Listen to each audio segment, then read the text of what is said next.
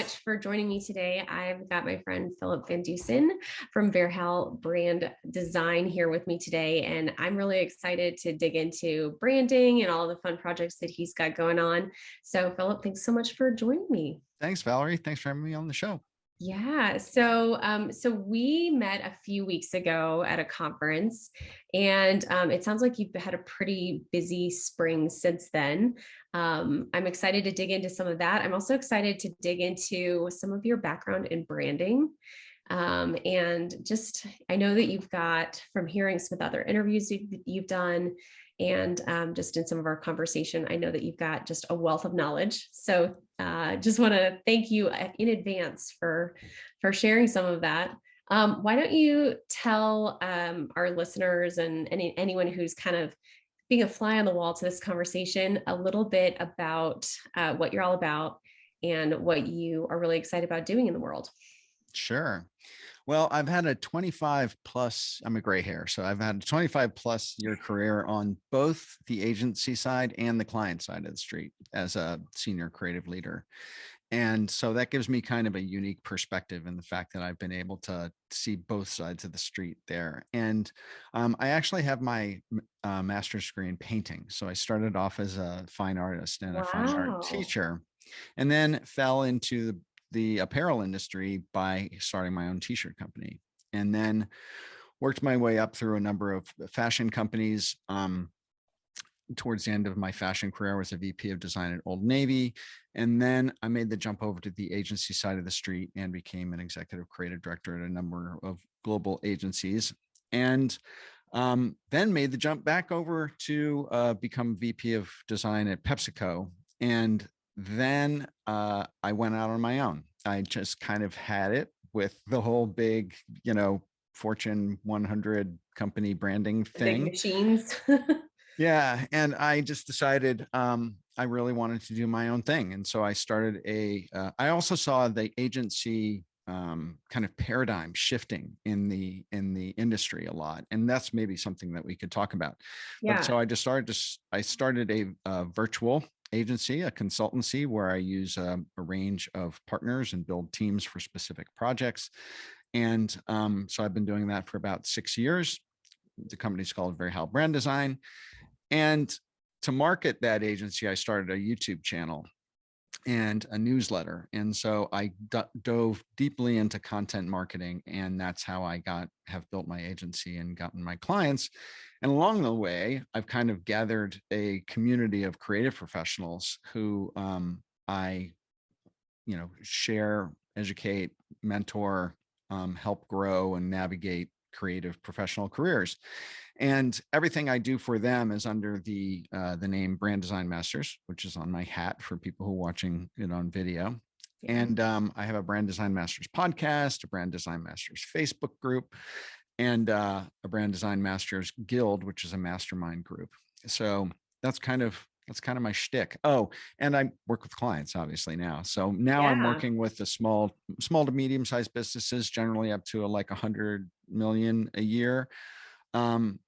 Because I really enjoy working with companies where I can move the needle much quicker than I could with when I was working with the P&Gs and the PepsiCos of the world. Yeah. Well, it's cool that you've got like the giants experience, seeing some of these more global brands. And obviously, I'm sure that all the red tape that comes with those types of brands. I'm curious, like, do you feel like you mentioned like with smaller companies, you can move the needle a little bit faster? Is that just because you're working directly with decision makers, or there's less logistics or less breadth of like how far that brand decision reaches? What's been your experience there? All of the above, really. I think the teams that you're working with are much smaller. There's a smaller range of decision makers. You don't have in numerous numbers of divisions that are weighing in on things. There's considerably less consumer testing. So when you are developing an identity or package design or something like that, a lot of times you would take it to quantitative and qualitative consumer research, which can take a long time. And so it's just a lot more manageable. And the other thing that I really, that I really loved about working with big companies was the strategic acumen that they went through in order to do what they do. Yeah. And that's been, developed over decades and decades.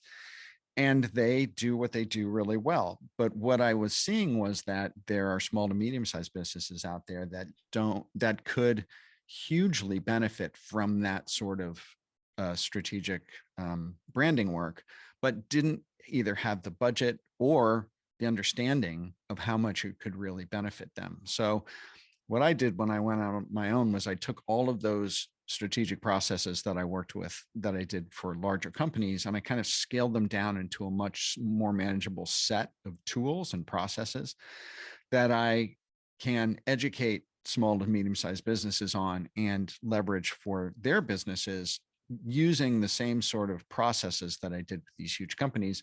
And then they can get the benefit of that kind of work. So that's really what my passion has been, is kind of take the Fortune 500, budget processes and make it available to the small to medium sized business owner. Yeah, that's wonderful. That's cool.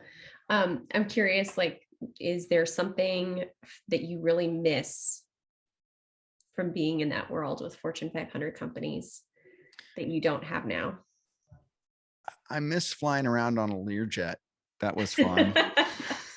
you know, um, when I was in the fashion industry, I used to fly all over the world and shop for a living. So that's what Yeah, I did. I, stay at 5-star hotels and shop for t-shirts and fly around. And that was great. I also really loved working with, I managed in some cases pretty large teams of creative people. And I really loved mentoring and growing and overseeing and inspiring groups of creatives. I think maybe that's because it pulls on all the strings of teaching that I started yeah, off loving. So the teams of people that I work with now are much smaller. But then I get all my teaching yayas out with my brand design masters I community was gonna say interaction and going live and stuff. So it's kind of just like I've shifted to it's just a different, different. yeah. Do you feel like there's something that Fortune 500 companies could learn from the smaller and mid-sized businesses that you've experienced? Like, Yeah. what I do you mean, feel like they're missing? well, one of the things that I think that they could do really is they could build smaller autonomous teams that have decision making capabilities in order to move projects forward. Mm, And I have seen time and again large companies just having a complete inability to get out of their own way yeah. in how they can innovate. I'll give you a great example. When I was just starting off working for PepsiCo, I went down to Plano, Texas, where they were having their annual product innovation gathering, and there were hundreds of PepsiCo executives and food developers there and stuff, and they were basically kind of introducing all of the innovative snacks that they had come up with, and proposing them to the executive teams of PepsiCo. And so I went down there, and it was my first week with the company. And I was like, oh my God, number one, I was the VP of salty snacks for design. So I love Fritos, Doritos, Cheetos, all those great for you foods Nice. that make my engine run. And so I went down there, and they had tables and tables and tables of really cool, interesting, unusual new snacks. Like, what, Sure. Frito-Lay does, right? They'll take like a Frito and they'll add barbecue to it and turn it into a twisty, thing. And then it's like, it's totally new and delicious, right? Well, they had like some insane stuff I can't talk about, obviously, but they had about over 100 innovative products. Yeah. And I was like, you take any dozen of these and you can have overnight a $500 million year business, right? Mhm. And but here's the thing: PepsiCo is such a gigantic company, like gigantic. And so unless they could take a product and put it into the store and have it be $1 billion business in 6 months, they weren't interested in it. And Hmm. so there were hundreds of these incredibly valuable, innovative products and foods and stuff that any small business would die for getting their hands on, um, because they were head turning, you know, Yeah. and they just couldn't get it together to bring them to market. And it was like my first week with PepsiCo, and I was like, oh my God, you guys, you're frustrating the hell out of me already. And so anyway, so that's one example. Man. Oh gosh. Now, okay, on the flip side, like what's probably one of the biggest brand lessons that a small to mid-sized business could learn from these big giants of companies like PepsiCo? Yeah, one of the things that I do in my agency now that I was when I started working with this size company, I was pretty shocked with how I found there was a huge lack of knowledge of their competitive set. And Mm, that's one of the things the large companies do. Is the first thing out of the gate that you do is you do a competitive audit of who's in the space, who's your competition, where, you know, what's their brand positioning, what part of the market are they trying to occupy, et cetera. And smaller companies like never do this. I mean, they may know one or two competitors' websites and they might go on it like once every couple of years, but they have yeah. very little understanding of the fact that they are not alone. They are not alone in the marketplace, and they have to be very intentional about what space they're trying to occupy in the market, both with their products and services, but also with their customer avatar, also with their communication, also with their pricing structure, right? Yeah.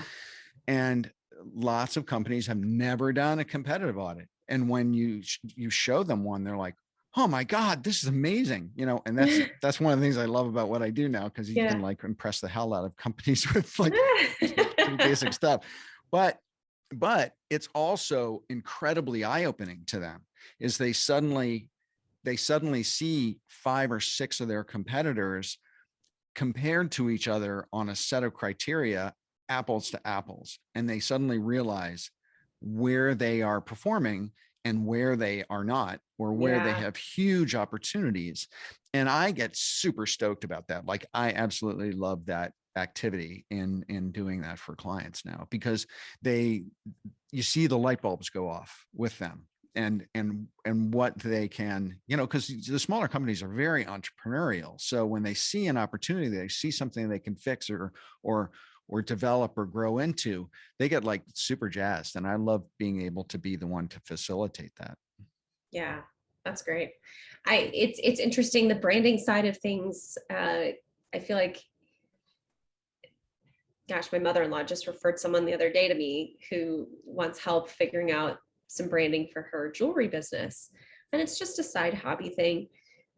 But I just warned her, and I don't know what your experience has been, at least with me. I found it's very difficult for people to translate what's in their head into what their brand actually ends up looking like. So all the logos and the colors and the fonts and all the tone, there's so many subjective things when it comes to branding that when somebody's just starting off, it's so hard to communicate their ideas over to a designer, for example, and then to make decisions about which direction they want to go with it and all that. So I'm curious if you've experienced that.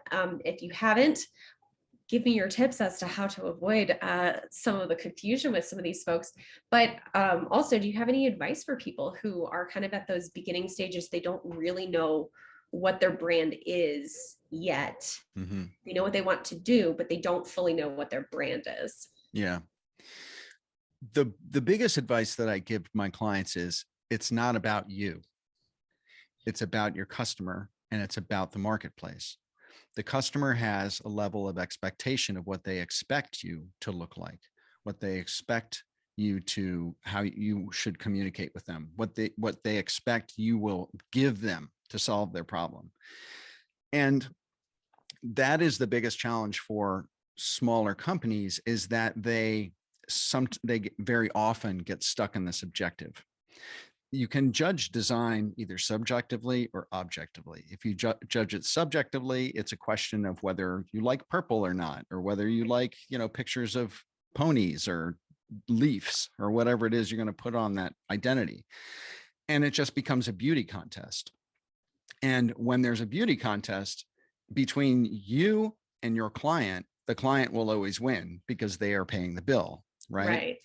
So what I do is I take my clients through an educational process where I teach and show them through examples that you need to build a brand subjectively.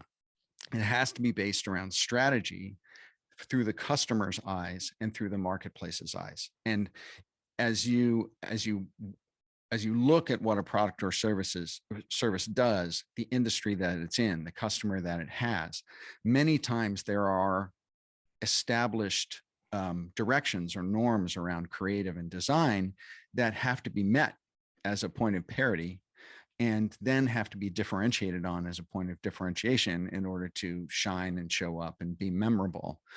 But you have to educate your client to an extent that it's not about whether they like purple or green or that icon over this icon, that there is a customer who is going to be the one who's judging this. And you're not designing it for you, you're designing it for someone to respond to it and take an action or buy. And that's driven by something that's more strategic and subjective. That's great. Yeah.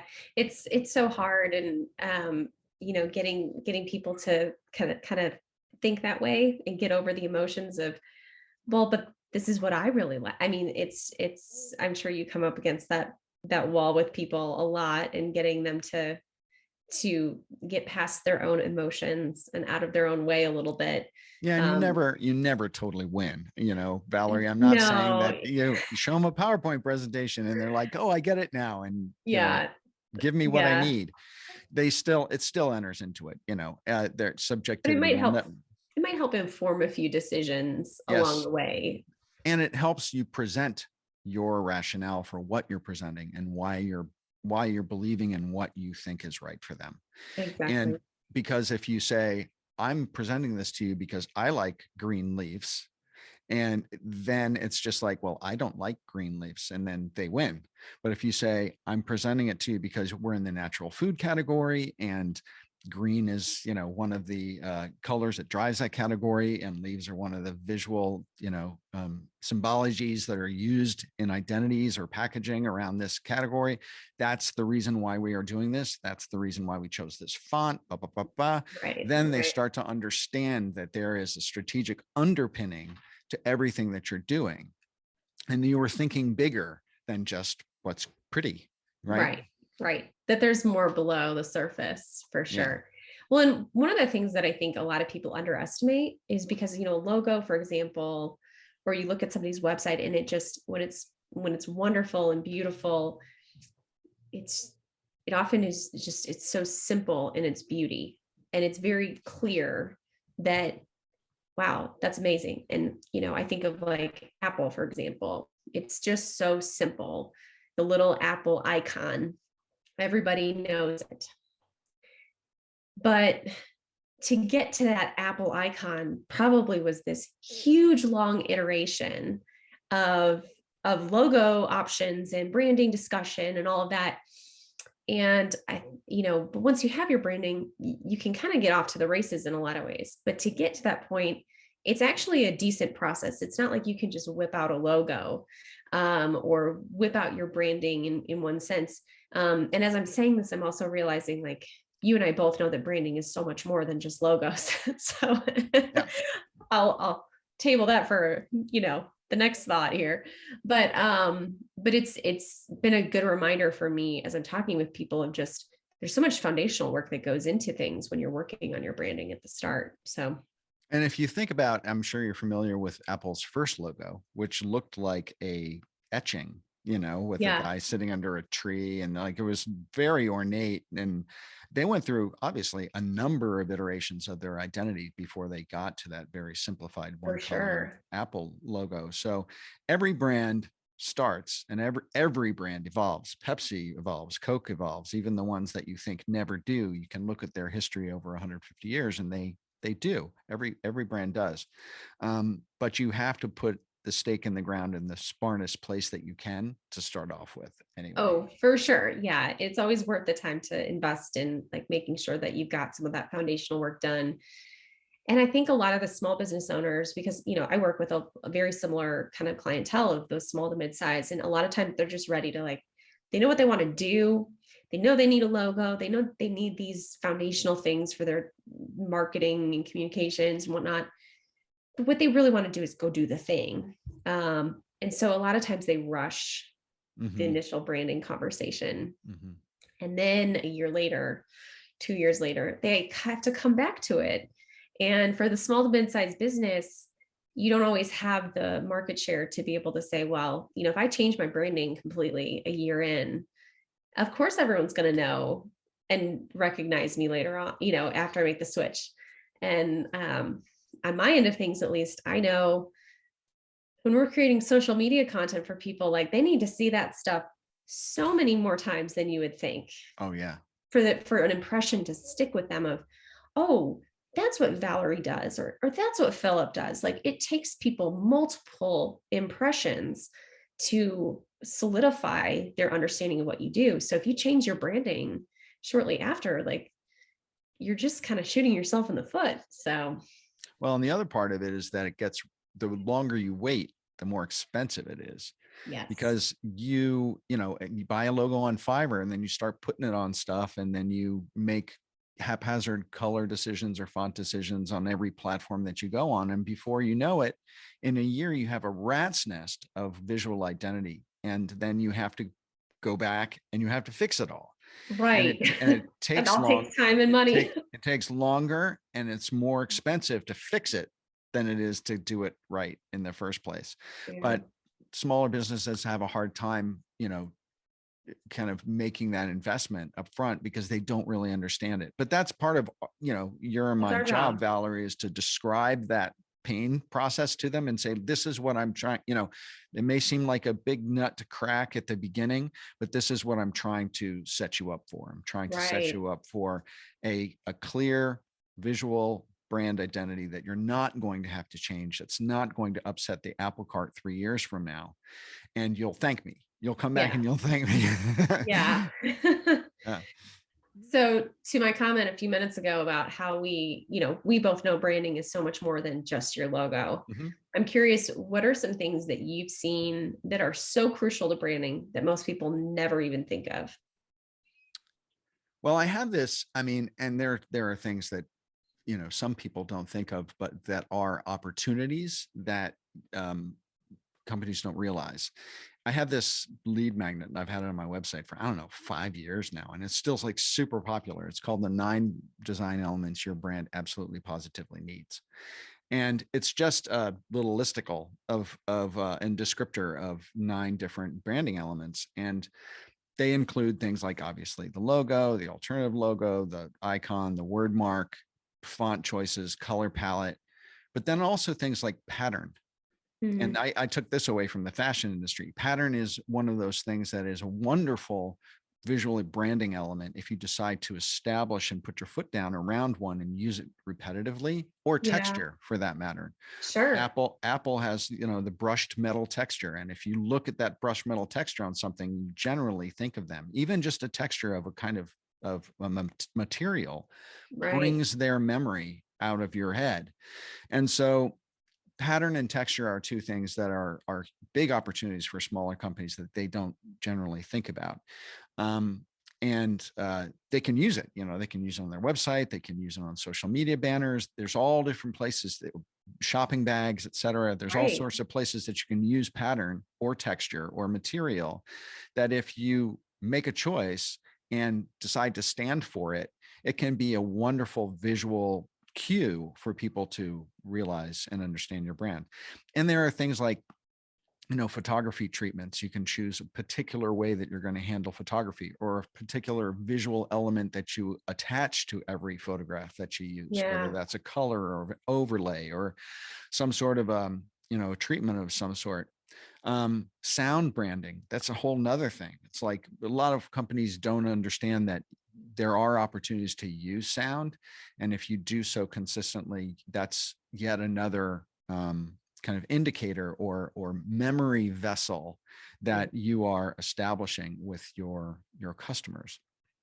then one of the biggest ones, and this is a hard one to do, usually it's just retailers and people who deal with physical products, but smell I was gonna is say. is one of the it's one of the most indelible, if not, I think it actually is the most indelible kind of reptilian brain memory trigger, Yeah, is memory smell. trigger. And so if you have an opportunity to use smell, it can be huge. I'll tell you an example. I was in the fashion industry, and like I said, used to shop around the world, and I used to shop Abercrombie and Fitch fairly often, Yeah. Hollister, their family of companies. And when Abercrombie was first, within its first few years of existence, that dates me, you would go into their store and you'd buy some stuff, t-shirts, some jeans and stuff, and they would get their shopping bag. And before they put your stuff in the shopping bag, they would spritz cologne in there or a smell of some sort. And then they put the clothes in there. And so you would smell it while they did that, while you were in the store. The whole store smelled like it for another thing. And Oh, then I know what you're talking about. when you got home, you would take your stuff out of the bag and you'd get that smell again. And next time you went in the store, you would smell the same smell. And I bet if I smelled that smell now, I would probably go, oh, that's the Abercrombie and Fish scent. But so there are a lot of different kind of triggers that you can use to establish real estate in people's brains. Yeah, I mean, to what you're talking about, I mean, it's essentially like thinking through all the five senses. Mm-hmm. How can you really engage people Yeah. on any level there? And obviously in the digital space, you can't do the smell piece as much, but every once in a while you can get creative with, you know, even mailing out something to your top people, your, new customers or new Oh, clients, sure. And you can and just spritz it with something. yeah, I Anything. mean, Yeah. anything there. And it's interesting because I've seen a lot of people in the digital space shifting to sending something small, unexpected as a physical product. Mm-hmm.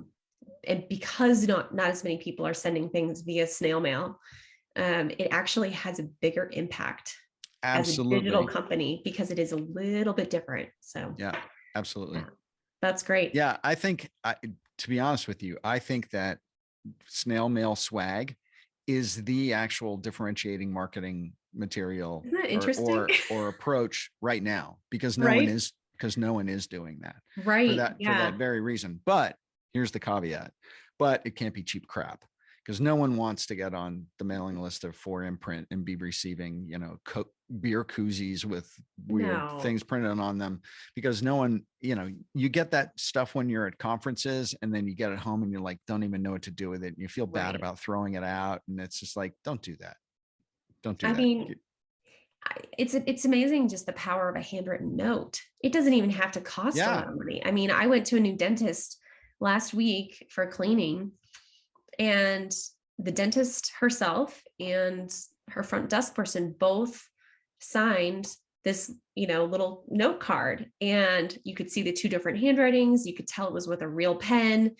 Um, I mean, just a simple little thing where I was like, oh, that small business owner, like she really cares about my business. And Mhm. so you could just as easily, like you're saying, spritz something or, and cater to those five senses, even though most of your advertising might be online or Yeah. whatnot. So yeah, wonderful.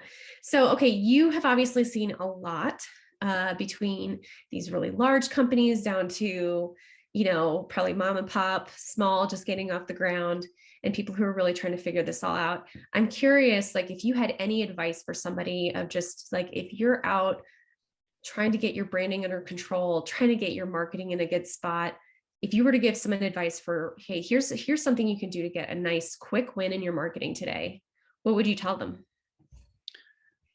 The first thing I tell smaller companies is, don't try to be everywhere. And that is, it's very hard to manage shiny object syndrome in today's digital marketplace, because there is always something popping up that everyone says is the next sliced bread. Like to, yesterday it was Periscope. Remember Periscope, right? Right. Or Vine totally went the way of the Stegosaurus. Or now it's TikTok, and it's like every time, and then it's going to be the metaverse, right? Then it's going to Mhm. be NFTs and Web 3.0. I mean, it's just endless in terms of like what the shiny object is. So much. So my recommendation is like, choose a platform, show up there really consistently and really well, and Yeah. take some time in thinking about what is the best platform to do it on for your particular business. It may be Facebook, depending on your avatar. It may be TikTok, right? It could be Instagram. It might be, it might be Pinterest. So, but show up, be super consistent, establish a foothold, build an audience, provide a lot of value, and then branch out from there. Yeah. Because if you spread yourself too thin, number one, it's very distracting, and you're not going to show up well everywhere. Right. And it's going to do more to kind of dishearten you, really, because that's the thing I see a lot is everyone, like they want to have a podcast and they want to have a YouTube channel and they want to do, a bunch of carousels on Pinterest, on Instagram, and they don't get any traction or any engagement, and they think that it's lost, that they Right. wasted all that time, or they lose interest because they're not having any fun. And so to kind of be choiceful, put your back into one platform is the smartest thing that you can do. Now, I'm going to go back to your quick win comment. Yeah. There are no quick wins in content marketing. There aren't. Content marketing is a long game. If you want a quick win, buy a Facebook ad, right? Build a landing page, send out a beer koozie, right? And spritz it with some smell. No. But so the thing I would say in terms of a quick win, it would be to decide what that platform is going to be. Yeah. And it takes a little bit of research in order to figure that out. And one of the things that you can do in order to figure that out a little easier is do a competitive audit, because your competition is showing up on some platform really well. And if you know where they are showing up very well, it's kind of an indicator that that's where your avatar is. Yeah. You don't have to necessarily reinvent the whole wheel. Exactly.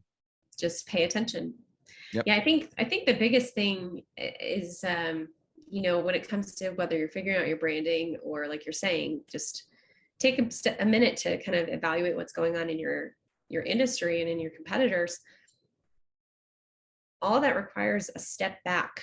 And so often we're just so quick to just jump ahead. Yeah. And we're impatient to get moving. And so I think it's just a good reminder to me too. I just love talking to people like you, because it's just a reminder that, like, you don't have to be just in it right away. Like, taking a minute to step back, evaluate things, put some thought into it can be really valuable. Personality wise, like, I'm a doer. I love checking things off a box. I'll think about something for a little bit, but then I'm like, let's get moving, and I have some people in my life that are big thinkers, and they just sit and they dwell on things forever. And sometimes that can be frustrating to me. So I think you and I probably both understand, like, there's a balance, right? Like, you can't just sit and evaluate for forever at the sake of not doing anything. But at the same time, for people that are ready to just, they're chomping at the bit, ready to go, it's like, okay, just take a second, make sure that this is what is right for you to be doing, sleep on it. And I think in digital marketing, with the shiny objects everywhere, sometimes it's just like, well, I'm missing out. You feel like, if I don't get moving on this, I'm going to miss that boat completely. And that's just really not the case. It'd be better if you take that moment, really evaluate it, be ready to move on it, and then take the step once you know it's the right one. Well, and because, for one thing, the people who are the innovators, the ones who are first to market with things, are generally not the people who last anyway. And that's proven time and again in terms of business, is that the fast followers, the people who leverage the wins of those innovators, or the experience of the market that they see from those innovators, those are usually ones that really succeed and last longer. So there is a benefit of doing that. The one thing I would say, Valerie, which is important to mention though, is that And this was the difference between doing big enterprise branding projects and doing small to medium sized branding projects. There's, a decent, quick competitive audit can take 2 weeks. We're not talking about like going into Bases consumer testing with, focus groups around the Right. world. And, we're not talking like 3 to 6 months of cooling our heels. We're talking about just like, deciding who the competition is that we want to look at and doing an audit and making some determinations and observations and recommendations out of that. And it can happen in just a number of weeks. But out of that, you will make so much better decisions that I try to hit my clients over the head with that reality very early on. And Yeah. they usually are very appreciative. Yeah, no, that's a great thing because a lot of times it feels really daunting when you say audit. It feels like, Right. I hear audit, I think of, it's tax season this week, and I just Yeah. picture the like Right. stack of stuff sitting under my basement steps that like if I got audited, it would take forever to cull through. But yeah, what you're talking about is not something where you have to spend months and months and months. Mm-mm. It's something that can be very digestible and turned around fairly quickly, so you can make decisions. So yeah, that is a really great distinction there. So Philip, I know you've got a few really fun projects going on right now. You were telling me a little bit about your brand strategy 101. You want to tell everyone a little Sure. bit about that? Sure. And this links into what I was just talking about before in terms of objectivity and subjectivity in judging design. And that is when you base your design products in strategy, then they have a leg to stand on and they will perform better in the marketplace. And so one of the things that I've done is I've developed a course called Brand Strategy 101 for creative professionals, but I've also had entrepreneurs take this course. And it teaches you the basics of brand strategy, runs you through half a dozen, maybe I think it's 10 major strategy tools, competitive audits, how you develop a creative brief, how you link that strategy to early creative development.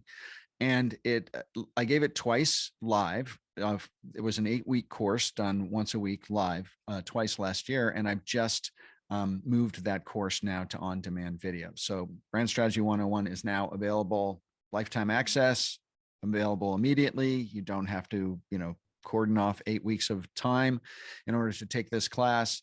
And then there's also the ability to do Q&A with me, even if you are taking the video course. So if you go to philipvandusen.com/BS101, you can learn more about Brand Strategy 101. It's a great course. Awesome. Yeah. And we will link to that here in the show notes as well. So it will make it really easy for people to find that. Philip, thanks so much for just kind of brain dumping with me a little bit about brand strategy and all things big, small, and all in between. So thanks so much. And if people want to find you online, you mentioned you got a YouTube channel, you got your website. Is there anywhere else you like to hang out? Yeah, so it's all under my name, philipvandusen.com. You can find everything on my website, YouTube, Philip Van Dusen, and then Brand Design Masters podcast and Brand Design Masters Facebook group. Wonderful. Great. Well, thanks, Philip, for joining us today. Thanks, Valerie. I appreciate being on the show.